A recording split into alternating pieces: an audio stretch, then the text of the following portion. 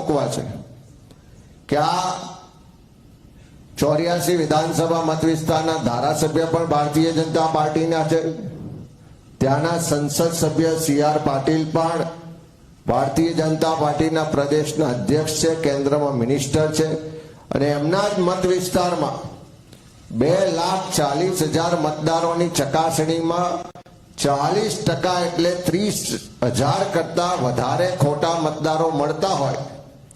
એનો મતલબ છે કે 12.3% મતદારો ખોટા હોવાનું આટલી પ્રાથમિક ચકાસણીમાં ધ્યાનમાં આવ્યું છે.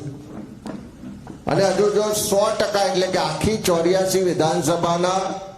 6,09,000 મતદારોની ચકાસણી કરવામાં આવશે તો આ રેશિયો મુજબ જોતા લગભગ 75,000 જેટલા મતદારો ખાલી એક જ વિધાનસભા વિસ્તારમાં ખોટા હોવાની પૂરેપૂરી શક્યતા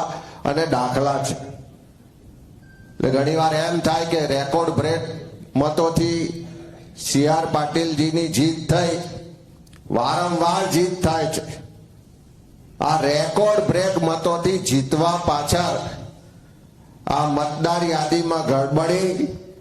આ ભૂતિયા ખોટા મતદારો કે વોટોની ચોરી તો નહીં હોય ને, એ પ્રશ્ન આજે આપણે સૌને થાય.